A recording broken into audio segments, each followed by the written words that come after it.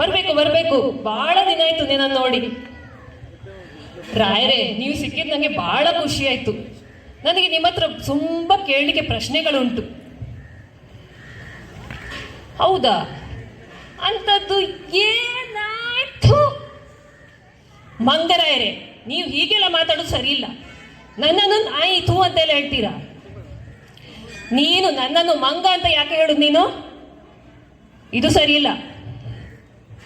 ಅಲ್ಲ, ಮಂಚಿ ಗಜವದನ ರಾಯರನ್ನು ಮಂಗ ರಾಯರು ಅಂತ ಸಂಕ್ಷಿಪ್ತವಾಗಿ ಹೇಳೋದ್ರಲ್ಲಿ ತಪ್ಪೆಂತ ಉಂಟು?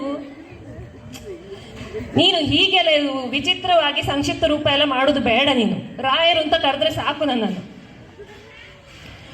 ಹೌದು, ನಿಮ್ಗೆ ಸಿಟ್ಟು ಬಂತು. ನನಗೆ ನೀವು ಎಂತ ಹೇಳಿದ್ದು? ನಾಯಿ ಥೂ ಅಂತೆಲ್ಲ ಅಲ್ಲ ಮಾರಾಯ. ನಾನು ಏನಾಯ್ತು ಅಂತ ಕೇಳಲಿಕ್ಕೆ ಹೊರಟದ್ದು. ಆವಾಗ ನನಗೆ ಸೀನು ಬಂತು. ನಿಮ್ಗೆ ಹೀಗೆ ಕೈ ಹಿಡ್ದದ್ದು ಗೊತ್ತಾಗ್ಲಿಲ್ವಾ? ಏನಾಯ್ತು ಅಂತ ಹಾಗೆ ಹೇಳಿದ್ದ ಅಷ್ಟೇ. ಹೌದಾ? ಸರಿ, ಈಗ ನನಗೆ ಸಮಾಧಾನ ಆಯ್ತು. ನನಗೆ ಎಷ್ಟು ಬೇಜಾರಾಯ್ತು ಗೊತ್ತುಂಟ? ನನ್ನನ್ನು ನಾಯಿತು ಅಂತೆಲ್ಲ ಕರೆಯೋದು ನೀವು. ಅದೆಲ್ಲ ಹೋಗ್ಲೀಗ, ನಾನು ಬಂದ ಕೆಲಸ ಮಾಡ್ತೇನೆ. ನನಗೆ ನಿಮ್ಮ ಹತ್ರ ಒಂದು ಪ್ರಶ್ನೆ ಕೇಳಿಗುಂಟು. ನಿನ್ನೆ ಸಂಜೆ ಮನೆಗೆ ಹೋಗುವಾಗ ನನಗೊಂದು ಹೊಸ ಅನುಭವ ಆಯಿತು, ಗೊತ್ತುಂಟಾ? ಈ ಭೂಮಿ ತಿರುಗ್ತದೆ ಅಂತೆಲ್ಲ ಹೇಳ್ತಾರಲ್ಲ, ನನಗೆ ಒಳ್ಳೆ ಎಲ್ಲ ತಿರುಗ್ತಾ ಇತ್ತು. ಅದೆಲ್ಲ ಅನುಭವ ಆಯಿತು ನನಗೆ. ನಿನ್ನ ತಲೆ ತಿರುಗಿರ್ಬೇಕಷ್ಟೇ. ಎಲ್ಲ ತಲೆಗೆ ತಿರುಗುವಾಗ ಉಂಟಲ್ಲ, ಎಲ್ಲ ಸತ್ ತಿರುಗುವ ಹಾಗೆ ಕಾಣ್ತದೆ ನಿನಗೆ. ನೀವು ಉಳಿದದ್ದು ಹೇಳುವುದನ್ನು ಕೇಳಿ ನಾನು. ಅದರ ಒಟ್ಟಿಗೆ ನನಗೆ ಈ ಭೂಮಿ ಚಪ್ಪಟೆ ಇಲ್ಲ, ಗುಂಡಗಿದೆ, ಅದು ಸಹ ಎಲ್ಲ ಗೊತ್ತಾಯ್ತು, ಗೊತ್ತುಂಟಾ? ನನಗೀಗ ಒಂದು ಸಂಶಯ ಬರ್ತಾ ಉಂಟು. ನೀನು ಮನೆಗೆ ಸೀದಾ ಹೋಗಿದ್ಯಾ ಅಲ್ಲ ಬೇರೆ ಎಲ್ಲಿಗಾದ್ರೂ ಹೋಗಿ ಹೋದದ ಹೇಳು. ಅದು ನಾನುಂಟಲ್ಲ, ಮನೆಗೆ ಹೋಗುವಾಗ ಗಡಂಗಿಗೆ ಹೋಗಿ ಮತ್ತೆ ಮನೆಗೆ ಹೋದದ್ದು. ಗಡಂಗಿಗೆ ಹೋಗಿ ಕುಡ್ಕೊಂಡು ಮನೆಗೆ ಹೋದರೆ ನಿನಗೆ ಭೂಮಿ ತಿರುಗುದು ಸಹ ಗೊತ್ತಾಗ್ತದೆ, ಭೂಮಿ ಚಪ್ಪಟೆ ಇಲ್ಲ ಅಂತ ಅದು ಸಹ ಗೊತ್ತಾಗ್ತದೆ. ಅದೆಲ್ಲ ಏನು ಹೊಸ ವಿಷಯ ಅಲ್ಲ. ಅದರ ಬಗ್ಗೆ ನೀನು ಏನು ಯೋಚನೆ ಮಾಡೋದು ಬೇಡ, ಅದಕ್ಕೆ ಏನು ವಿವರಣೆ ಕೂಡ ಬೇಡ. ನೀವು ತುಂಬ ಹುಷಾರಿದ್ದೀರಿ ರಾಯರೇ ನೀವು. ಅದಕ್ಕೆ ನಾನು ನಿಮ್ಮ ಹತ್ರ ಮಾತಾಡ್ಲಿಕ್ಕೆ ಬರೋದು. ಎಂಥ ಪ್ರಶ್ನೆ ಕೇಳಿದ್ರು ಸರಿ ಉತ್ತರ ಹೇಳ್ತೀರಿ. ಅದು ಹೋಗ್ಲಿ. ಈಗ ನಾನು ಇನ್ನೊಂದು ಪ್ರಶ್ನೆ ಕೇಳ್ತೇನೆ. ಅದು ಸಹ ನನಗೆ ಬಹಳ ದಿನದಿಂದ ಕಾಡ್ತಾ ಉಂಟು. ಈ ಆಳವಾಗಿ ಅಧ್ಯಯನ ಮಾಡುವುದು ಅಂತೆಲ್ಲ ಹೇಳ್ತಾರಲ್ಲ, ಹಾಗಾದ್ರೆ ಎಂಥದು ಆಳವಾಗಿ ಅಧ್ಯಯನ ಮಾಡುದಾ? ಈಗ ನೋಡು, ಹಳೆ ಕಾಲದ ಜನಗಳು ಏನು ಮಾಡ್ತಾ ಇದ್ರು? ಅವರು ಭೂಮಿ ಅಗಿವಾಗ ಮೇಲಿಂದ ಅಗ್ದ್ರು. ಮೇಲಿಂದ ಅಗ್ದ ಅವರಿಗೆ ಎಂತ ಸಿಕ್ಕಿತ್ತು? ಮಣ್ಣು ಸಿಕ್ಕಿತ್ತು. ಮಣ್ಣಿನಿಂದ ಪಾತ್ರೆ ಮಾಡಿಕೊಂಡ್ರು. ಅದಾಯ್ತಾ? ಮತ್ತೆ ಮತ್ತೆ ಬಂದ ಜನ ಏನು ಮಾಡಿದ್ರು? ಮತ್ತೆ ಸಹ ಆಳಕ್ಕೆ ಹೋದ್ರು. ಅವರು ಅಗಿತಾ ಕೆಳಕ್ಕೆ ಹೋದ್ರು. ಕೆಳಗೆ ಹೋದಾಗ ಎಂತ ಸಿಕ್ಕಿತ್ತಲ್ಲಿ? ಲೋಹ ಸಿಕ್ಕಿತ್ತು. ಲೋಹದಿಂದ ಪಾತ್ರೆ ಮಾಡಿದ್ರು. ಇದೇ ಹೇಳುದು, ಆಳವಾಗಿ ಅಧ್ಯಯನ ಮಾಡಿದರೆ ಹೆಚ್ಚು ಹೆಚ್ಚು ವಿಷಯಗಳು ಸಿಗ್ತವೆ ಅಂತ. ಇಷ್ಟೆಲ್ಲ ವಿವರಣೆ ನಾನು ಇಲ್ಲಿವರೆಗೆ ಎಲ್ಲಿ ಸಹ ಕೇಳಲಿಲ್ಲ ರಾಯರೇ. ನಿಮ್ದು ಮಂಡೆ ಬಹಳ ಚುರುಕುಂಟು. ನೀವು ಲಾಟು ಬಿಡುದಂತೆ, ಎಂತ ಗೊತ್ತಿಲ್ಲಂತೆ, ಬಂಡಲ್ ಬಾಡಾಯಿ ಅಂತೆಲ್ಲ ಅವರು ಸುಬ್ರಾಯರು ಹೇಳ್ತಾರೆ. ಅದೆಲ್ಲ ಸುಳ್ಳೆ. ಏನು? ಆ ಸುಬ್ರಾಯ ನನಗೆ ಬಂಡಲ್ ಬಾಡಾಯಿ ಅಂತೆಲ್ಲ ಹೇಳ್ತಾನ? ಅವನಿಗೆ ಮೊನ್ನೆ ಸನ್ಮಾನ ಆಯ್ತಲ್ಲ, ಅದು ತಲೆಗೆ ಏರಿದೆ ಅವನಿಗೆ. ಇರ್ಲಿ, ಪ್ರತಿ ನಾಯಿಗೆ ಸಹ ಒಂದು ದಿನ ಬರ್ತದಂತೆ. ನನ್ನ ದಿನ ಸಹ ಬರ್ತದೆ ಅಲ್ಲ. ನೀವೆಂತ ಹೇಳಿದ್ದು? ನೀವು ನಾಯಿ ಆಗಿದ್ರೆ ನೀನುಂಟಲ್ಲ, ಎಂತ ಮಾತಾಡಿದ್ರು ಅದಕ್ಕೊಂದು ಕಿರಿಕಿರಿ ಮಾಡ್ತೀನಿ ನೀನು. ಅಲ್ಲ, ಮಾತಿಗೆ ಹೇಳುದು ಪ್ರತಿ ನಾಯಿಗೆ ಸಹ ಒಂದು ದಿನ ಬರ್ತದೆ ಅಂತ ಎಲ್ಲರೂ ಹೇಳ್ತಾರಲ್ಲ, ನಾನು ಹಾಗೆ ಹೇಳಿದ್ದೆ ಅಷ್ಟೇ. ನೀನುಂಟಲ್ಲ, ಮಂಗನಾಗೆ ಮಾಡಿ ನನ್ನ ತಲೆ ಹಾಳು ಮಾಡಬೇಡ. ನೀವು ಮಂಗ ಅಂತ ಹೇಳುವಾಗ ನನಗೊಂದು ವಿಷಯ ಇನ್ನೊಂದು ನೆನಪಾಯ್ತು. ಈ ಮಂಗನಿಂದ ಮಾನವ ಅಂತೆಲ್ಲ ಹೇಳ್ತಾರಲ್ಲ, ನಿಜವಾ ಅದೆಲ್ಲ? ಎಂತದ ಮರೆಯ, ಅದೆಲ್ಲ ಎಂತ ನನಗೆ ಗೊತ್ತಿಲ್ಲ. ಆದರೆ ಕೆಲವು ಮನುಷ್ಯರೆಲ್ಲ ಮಾಡುದು ನೋಡುವಾಗ ಉಂಟಲ್ಲ, ಇದ್ರೂ ಇರ್ಬೋದು ಅಂತ ಅನಿಸ್ತದೆ ನನಗೆ. ಇದು ಸಹ ಸರಿ ನೀವು ಹೇಳುದು. ನಾನು ಆ ರಾಂಪನ ನೋಡ್ತೇನಲ್ಲ, ಅದು ಖಂಡಿತ ಅದು ಮಂಗನಿಗೆ ಹುಟ್ಟಿದ್ದದು, ಬೇರೆ ಯಾವುದಕ್ಕೂ ಸಾಧ್ಯ ಇಲ್ಲ ಅದು ಹಾಗೆ ಮಾಡೋದು. ಮತ್ತೆ ನೀವೀಗ ಸನ್ಮಾನ ಅಂತ ಹೇಳಿದ್ರಲ್ಲ, ಆ ಸುಬ್ರಾಯರಿಗೆ ಸನ್ಮಾನ ಎಂತ ಕತೆ ಆಯ್ತು ಗೊತ್ತುಂಟ? ಆ ದಿನ ನಿಮ್ಗೆ ಅವರಿಗೆ ಸನ್ಮಾನ ಮಾಡಿ 2 ನಿಮಿಷ ಮಾತಾಡಿ ಅಂತ ಹೇಳಿದಂತೆ. ಆ ಜನ ಹೋಗಿ 5 ನಿಮಿಷ ಮಾತಾಡಿದರು. 5 ನಿಮಿಷ ಮಾತಾಡಿದ ಜನರಿಗೆ ರಗಳೆ ಆಗ್ಲಿಕ್ಕೆ ಶುರುವಾಯಿತು. ಎಲ್ಲರೂ ಸಿಳ್ಳಿ ಹೊಡೆಯೋದು ಏನೇನೆಲ್ಲ ರಗಳೆ ಮಾಡ್ಲಿಕ್ಕೆ ಶುರು ಮಾಡಿದ್ರು. ಇವರು ಸಿಳ್ಳಿ ಹೊಡೆದದ್ದು ನೋಡಿ ಇವರನ್ನು ಭಾಷಣ ಖುಷಿ ಆಯಿತು ಅಂತ ಹೇಳ್ಕೊಂಡು ಮತ್ತೆ ಸಹ ಮುಂದುವರಿಸಿದ್ರು. ಮತ್ತೆ 5 ನಿಮಿಷ ಮಾತಾಡಿದ್ರಂತೆ.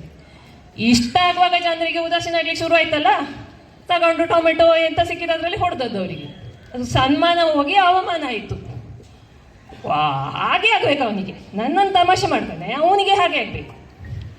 ಹೌದು, ಆದ್ರೆ ಮೊನ್ನೆ ನನಗೆ ಅವನು ಜಾತ್ರೆಯಲ್ಲಿ ನೋಡ್ಲಿಕ್ಕೆ ಸಿಕ್ಲಿಲ್ಲ. ಇಲ್ಲಾಂದ್ರೆ ಯಾವಾಗಲೂ ಪ್ರತಿ ವರ್ಷ ಜಾತ್ರೆಯಲ್ಲಿ ಸಿಗ್ತಾನೆ ಅವನು ಮಾತಾಡ್ಲಿಕ್ಕೆ. ಎಲ್ಲಿ ಹೋಗಿದ್ದ ಅವನು? ಅವರು ಎಲ್ಲಿಗೆ ಹೋದದ್ದು ಗೊತ್ತುಂಟಾ? ಅವರದೊಂದು ಆಸ್ತಿ ಇತ್ತಲ್ಲ, ಅದು ಮಾರಾಟ ಆಯ್ತು. ಅದ್ರ ಕೆಲಸಕ್ಕೆ ಅಂತ ತಿರುಗ್ತಾ ಇದ್ದಾರೆ ಈಗ. ಎಂಥದ್ದು ಆ ಆಸ್ತಿ? ಅದರಲ್ಲಿ ನೀರಿಲ್ಲ ಅಂತ ಇಲ್ಲ. ಯಾರು ತಗೊಳ್ತಾರೆ ಮರೆ ಆ ಆಸ್ತಿಯನ್ನು? ಅದು ಒಂದು ಕತೆ ಗೊತ್ತುಂಟಾ? ಅವರ ಬಾವಿಗೆ ಟ್ಯಾಂಕರ್ ಅಲ್ಲಿ ತಂದು ನೀರು ತುಂಬಿಸಿದಂತೆ. ಗಿರಾಕಿ ಬರೋ ಮೊದಲು ನೀರು ಫುಲ್ ಬಾವಿಯಲ್ಲಿ. ಆ ಗಿರಾಕಿ ನೋಡಿದವರು ಖುಷ್, ನಂಗೆ ಇದೇ ಆಸ್ತಿ ಬೇಕು ಅಂತೇಳಿ ಅವತ್ತೇ ಅಡ್ವಾನ್ಸ್ ಕೊಟ್ಟು ಹೋಗಿದ್ದಾರೆ. ಅದೇ ಈಗ ರಿಜಿಸ್ಟ್ರೇಷನ್ಗೆಲ್ಲ ತಿರುಗ್ತಾ ಇದ್ದಾರೆ ಅವರು ಅಷ್ಟೇ.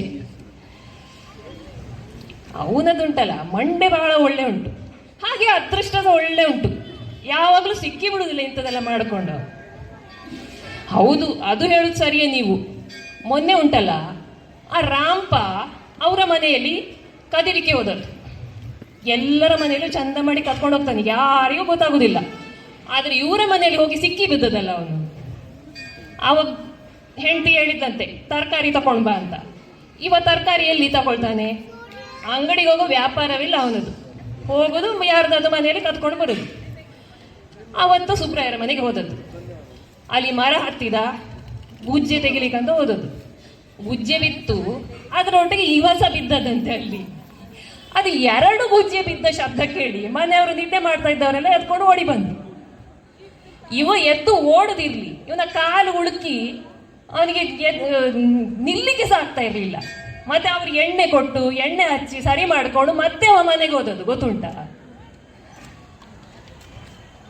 ಒಳ್ಳೆ ಕತೆ ಮಾರೆ. ನಿನ್ನ ಹತ್ರ ಮಾತಾಡಿದ್ರೆ ಇಂಥದ್ದೆಲ್ಲ ವಿಷಯ ತುಂಬಾ ಸಿಗ್ತದೆ.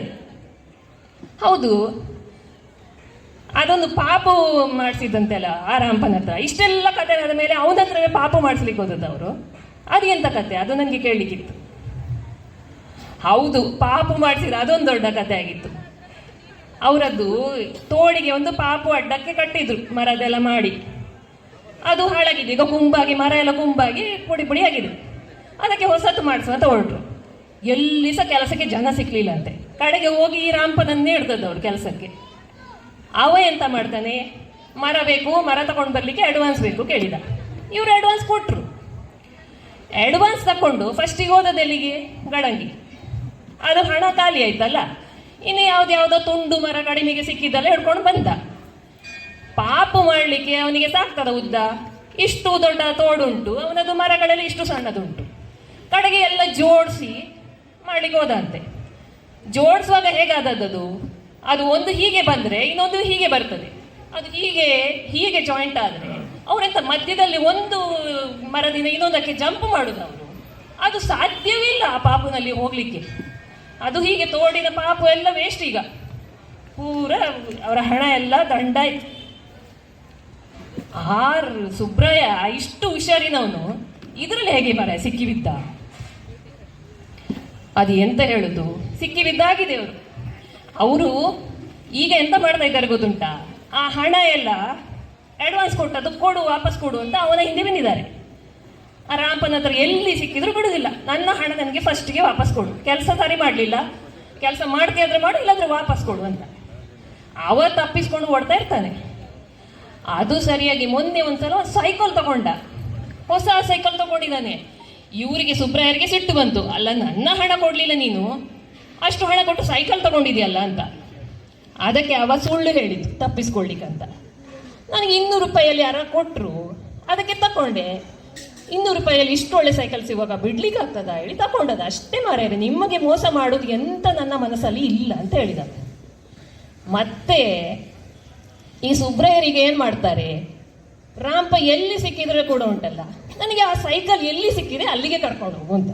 ನನಗೆ ಸಹ ಸೈಕಲ್ ತಗೊಳ್ಬೇಕು. 200 ರೂಪಾಯಿಯಲ್ಲಿ ಇಷ್ಟು ಒಳ್ಳೆ ಸೈಕಲ್ ಸಿಗುವಾಗ ನಾನು ಯಾಕೆ ಬಿಡುದು, ನಾನು ಸಹ ತಗೊಳ್ತೇನೆ ಹೇಳಿ ಅವನ ಹಿಂದೆ ಬಿದ್ದಿದ್ದಾರೆ. ಈಗ ಉಂಟಲ್ಲ ರಾಂಪನ ತಲೆ ಅಲ್ಲಿ ಕಂಡ್ರೆ ಸುಬ್ರಾಯರು ಓಡ್ಕೊಂಡು ಬರ್ತಾರೆ ಅವನ ಹಿಂದೆ. ಈ ರಾಂಪ ಅದಕ್ಕೆ ದೂರದಲ್ಲೇ ಅವರನ್ನು ನೋಡಿದ ಕೂಡಲೇ ಅಲ್ಲಿಂದಲೇ ಪಿಡ್ಚ. ಹೀಗೆಲ್ಲ ಕತೆ. ನಿನ್ನ ಹತ್ರ ಮಾತಾಡಿ ಒಳ್ಳೆ ಖುಷಿ ಆಯ್ತಾ? ಇನ್ನೂ ನನಗೆ ಸ್ವಲ್ಪ ಹೊರಡ್ಲಿಕ್ಕೆ ಉಂಟು, ಟೈಮ್ ಆಯ್ತು. ಪೇಟೆಗೆ ಹೋಗೋ ಒಂದು ಕೆಲಸ ಉಂಟು ನನಗೆ. ಹೌದಾ? ನಾನು ಸಹ ಪೇಟೆಗೆ ಹೊರಡುವ, ಬನ್ನಿ. ಧನ್ಯವಾದ.